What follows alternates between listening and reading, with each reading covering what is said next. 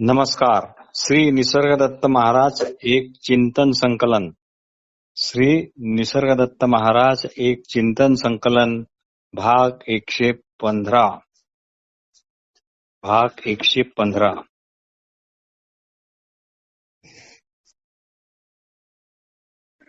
श्री निसर्गदत्त महाराज म्हणतात,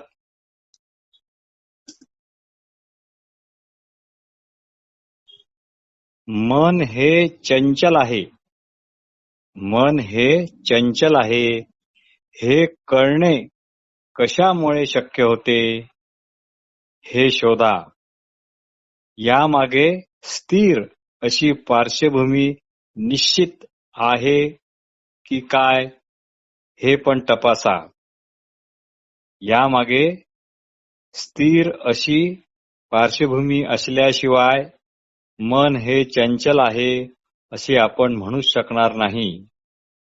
या स्थिर पार्श्वभूमीलाच ज्ञप्ती असे म्हणतात. या स्थिर पार्श्वभूमीलाच ज्ञप्ती असे म्हणतात. त्यामुळे चंचल मनाला खऱ्या स्वचा आधार घेणे हे अत्यावश्यकच आहे. खऱ्या स्वरला आच्छादणे म्हणजे त्याचा विसर पाडणे हे थांबविल्या गेले पाहिजे. सूर्याचा दिवसाचा चंद्र सूर्याला अस्पष्ट करत नाही. दिवसाचा चंद्र सूर्याला अस्पष्ट करत नाही. त्याप्रमाणे मनाने असले पाहिजे.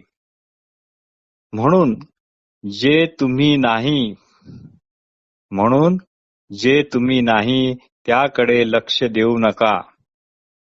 म्हणून जे तुम्ही नाही त्याकडे लक्ष देऊ नका. तुम्ही असणेपणाचे म्हणजे शुद्ध असणेपणाचे सागर आहात. समग्र अस्तित्वाचा गाभा आहात असे जाणा. म्हणजेच काय, तुम्ही सद्वस्तू होऊनच सद्वस्तूला जाणा. तुम्ही सद्वस्तू होऊनच सद्वस्तूला जाणा. तसे पाहिले तर आपण शुद्ध असणेपणाच आहोत. आपण शुद्ध असणेपणाच आहोत. एवढ्या एकाच वस्तुस्थितीची तुम्हाला खात्रीलायक हमी आहे. त्यामुळेच मी कोण आहे या प्रश्नाशिवाय इतर सर्व प्रश्न सोडून द्या. मी असणेपणानेच आहो हेच फक्त एक निश्चित आहे. मी अमुक तमुकपणाने आहो हे मात्र निश्चित नाही. त्यामुळे आपल्या शुद्ध असणेपणालाच चिटकून राहा. आपल्या शुद्ध असणेपणावरच सर्वांचे सगळ्यात जास्त प्रेम आहे. यातच स्वतःच प्रियकर व्हा आणि स्वतःच प्रिया पण व्हा. तुमच्या स्वतःत खोलवर डुबी द्या. तुमच्या स्वतःत खोलवर डुबकी द्या आणि मी आहे या भावनेला पकडा. म्हणून मी आहे या बरोबरच राहा आणि इतर सर्व गोष्टी पूर्णपणे नाकारा. तुम्हाला ज्याची खात्री असते त्यातच तुम्ही सर्वात जास्त समाधानी राहू शकता. तुम्हाला ज्याची पक्की खात्री असते त्यातच तुम्ही सर्वात जास्त समाधानी राहू शकता. आणि केवळ एकाच गोष्टीची तुम्हाला खात्री असू शकते, ती आहे आपल्या असणेपणाची. केवळ एकाच गोष्टीची आपल्याला खात्री आहे आणि ती खात्री आहे आपल्या असणेपणाची. म्हणून असणेपणालाच चिटकून राहा. श्री निसर्गदत्त महाराज म्हणतात, जेव्हा मी आहे असे मी पुन्हा पुन्हा म्हणतो तेव्हा मी केवळ पुन्हा पुन्हा सतत उपस्थित असलेले सत्यच तुम्हाला ठामपणे सांगत असतो. पण तुम्ही माझ्या या शब्दांना न कंटाळता काय हे परत परत तेच ते तुम्ही सांगतायत असे म्हणून तुम्ही कंटाळू नका आणि हे खूपच रिपिटेशन करतात बुवा असे तुम्ही मनातल्या मनात म्हणू नका, कारण तुम्ही त्यामागील जिवंत सत्य पाहत नाही. माझ्या सांगण्यातून जिवंत सत्याशी संपर्क करा. मग कळेल की त्या शब्दांचा व शांतीचा दोघांचा अर्थ एकच आहे. मग कळेल की त्या शब्दांचा आणि त्या शांतीचा दोघांचा अर्थ एकच आहे. तो अर्थ म्हणजे केवळ असीम मौन. केवळ असीम मौन. तुमच्या स्वतःबद्दलच्या सर्व कल्पना सोडून द्या व फक्त केवळ असा. तुमच्या स्वतःबद्दलच्या सर्व कल्पना सोडून द्या आणि केवळ असा. मन बुद्धीचा उपयोग करणे ताबडतोब थांबवा. फक्त काय घडते तेच आणि तेवढेच लक्षपूर्वक पहा. फक्त काय घडते तेच आणि तेवढेच लक्षपूर्वक पहा. तुमचा मी आहे हा भाव जो जगामध्ये असल्यासारखा दिसतो तो जगाचा नाही. एकदा तुम्ही हे जाणले की जग तुमच्याच कल्पनेचे केवळ प्रक्षेपण आहे की मग तुम्ही त्या जगापासून सदैव आपोआप मुक्त झाले असेच समजा. जग फक्त तुम्ही जशी तशी कल्पना करता म्हणूनच आहे. जग तुम्ही तशी तशी जगाची कल्पना करता म्हणूनच ते आहे, जे फक्त तुमच्या आमच्या त्यांच्या त्यांच्या कल्पनेत आहे. म्हणून प्रत्येकाचे जग हे वेगवेगळे आहे, वैयक्तिक पाहत असलेल्या एखाद्या स्वप्नासारखे. अशा जगापासून मुक्तीची गरजच नाही. अशा या काल्पनिक जगतापासून मुक्तीची गरजच नाही.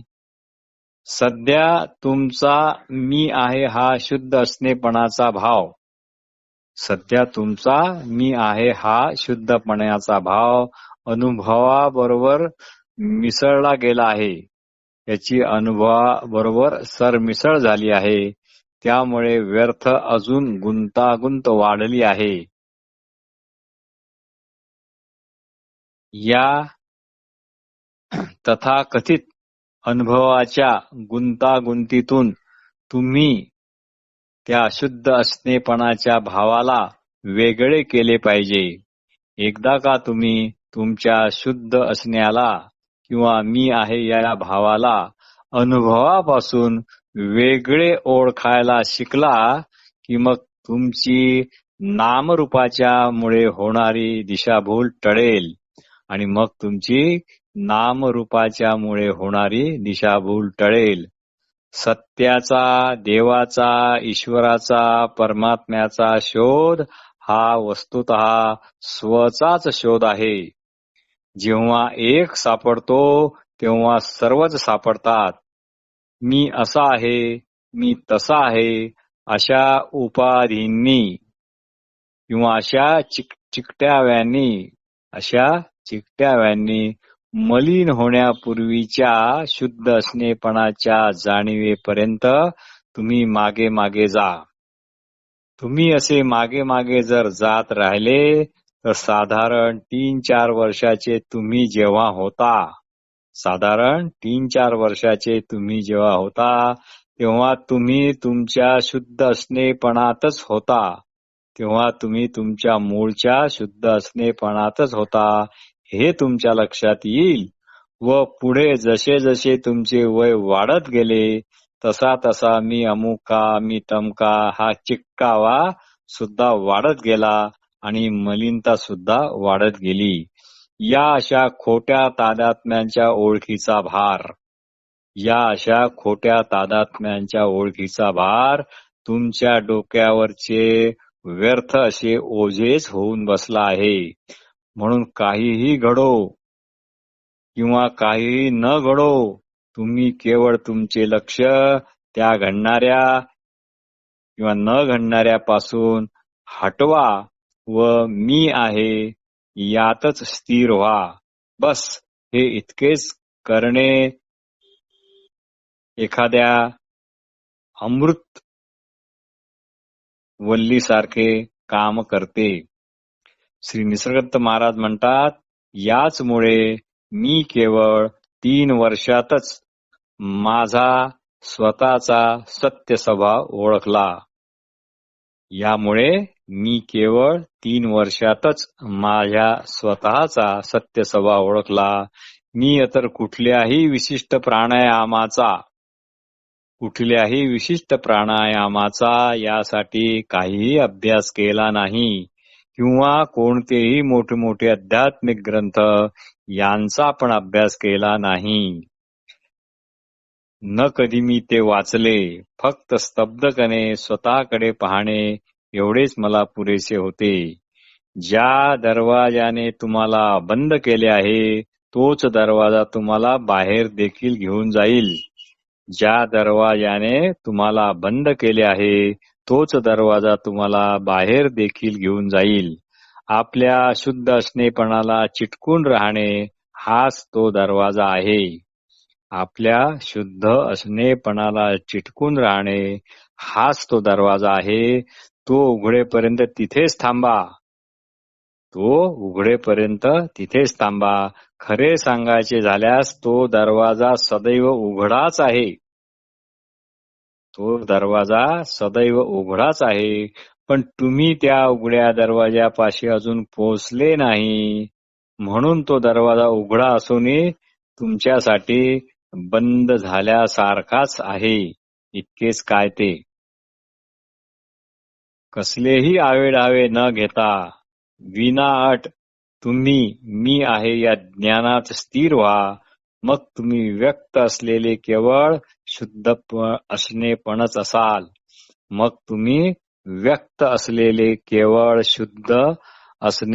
असाल. व्यक्ती म्हणून नसालच.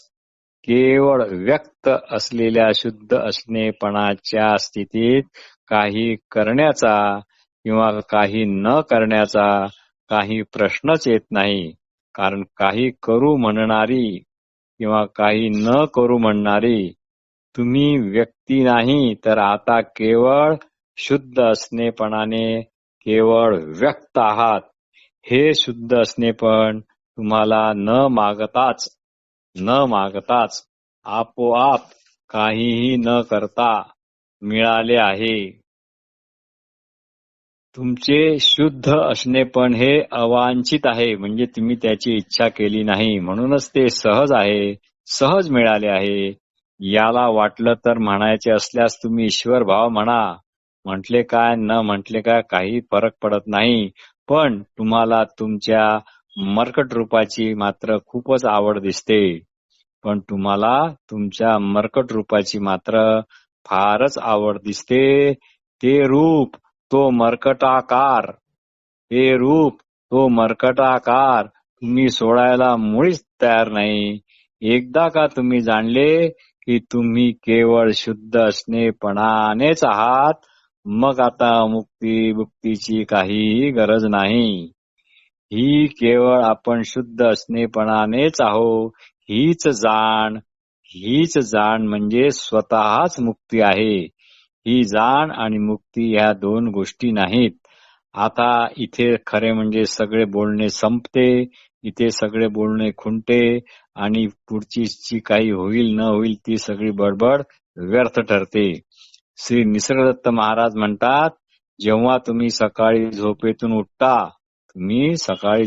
उठता तेव्हा शब्दाशिवाय मी आहे या भावाकडे केवळ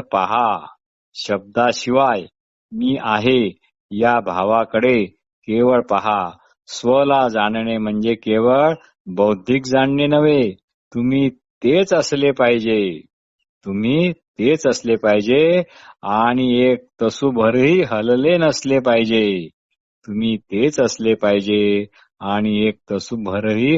नसले पाहिजे. मी आहे हे ज्ञान सुरुवातीपासूनच तुमच्या जवळ आहे. मग जरा मोठे होताच, म्हणजे 3-4 वर्षाचे होताच, तुम्ही देहाचा आकार पकडला. तुम्ही देहाचा आकार पकडला. आता इतकेच, हे लक्षात ठेवा. आता कुणाला काहीही प्रश्न विचारू नका. मी आहे या ज्ञानात वस्ती करणे हाच तुमचा खरा स्वधर्म आहे. मी आहे, आपण शुद्ध असणेपणाने आहोत, या ज्ञानात वस्ती करणे हाच खरा तुमचा स्वधर्म आहे. मर्यादित देह आकार मी मानला म्हणूनच आहे, अन्यथा देहाचा आकार किंवा देह हे देहाच्या ठिकाणीच आहे. हे कळणे म्हणजेच शुद्ध असणेपणात राहणे होय. आता कोण मुक्त आणि कोण बद्ध याची चिकित्सा कोण करणार? केवळ सारे ते शब्दच शब्द आहेत. शुद्ध असणेपणात प्रयत्नाशिवाय किंवा तथागथित एकाग्रतेशिवाय असण्याच्या प्रयत्नाशिवाय फक्त असणे व्हा. या आहेपणाचा, या शुद्ध असणेपणाचा धर्मग्रंथादिकाचा संदर्भ देऊन काहीही अर्थ लावण्याचा आटोकाट प्रयत्न करू नका. श्री निसर्गदत्त महाराज म्हणतात, मी तुम्हाला पुन्हा पुन्हा वसंत ऋतूत खळाळणाऱ्या एखाद्या झराच्या उगमापाशी नेत आहे. मी तुम्हाला पुन्हा पुन्हा वसंत ऋतूत खळखळ वाहणाऱ्या एखाद्या झऱ्याच्या उगमापाशी नेत आहे. एकदा का तुम्हाला कळले की उगम आणि तुम्ही एकच आहात, तेव्हा तेथे पाणी नाही तर केवळ शुद्ध असणेपणच आहे. आणि शुद्ध असणेपणाच्या उगमापाशी जाणे म्हणजे, शुद्ध असणेपणाच्या उगमापाशी जाणे म्हणजे तोच उगम होणे होय, तोच उगम होणे होय. श्री निसर्गदत्त महाराज म्हणतात, जर तुम्ही माझा आदर करत असाल तर, माझा आदर करत असाल तर माझे शब्द हे सदैव लक्षात ठेवा. त्याच्याशी जिवलग असा, त्याच्याशी जवळीक साधा. तुम्ही जर तुमच्या शुद्ध असणेपणाला चिटकून नसाल तर तुमची ओळख ही फक्त देह तादात्म्या पुरतीच मर्यादित राहणार. खरे म्हणजे मी आहे अशा शब्दाने म्हणण्यापूर्वीच तुम्ही आहात म्हणून मी आहे अशा म्हणण्याला पण काही अर्थ नाही. ती केवळ द्विरुक्तीच ठरेल. पुन्हा पुन्हा तेच ते सांगणे होईल. श्री निसर्गदत्त महाराज म्हणतात, या स्थितीत पोहोचल्यावर तुम्हाला ब्रह्मज्ञान, ब्रह्म वगैरे वगैरे सर्व निरर्थक वाटू लागेल. कारण ब्रह्म हा सुद्धा एक भ्रम आहे असे तुम्हाला निश्चित वाटेल. म्हणून सर्व निरूपणे, माझी सुद्धा निरूपणे तुम्हाला त्या स्थितीत तुम्हाला त्या स्थितीत भ्रामक अशा कल्पनाच वाटू लागतील. संदर्भ आहे निसर्ग साधना पान नंबर 86. असो, आता एक झेन कथा. एका माणसाला नदी पार करायची होती. पाणी खूप खूप पोहते म्हणून चालत किंवा पोहत जाणे केवळ अशक्य होते. त्याला मात्र पलीकडच्या तीरावर जायचे असल्यामुळे त्याने इकडे तिकडे कुठे दूर आजूबाजूला नावेची व्यवस्था होते का म्हणून खूप शोध घेतला, पण त्याचा काही उपयोग झाला नाही. मग तो शेवटी विषण्ण मनाने परत जागच्या जागी येऊन बसला. इतक्यात त्याला दिसले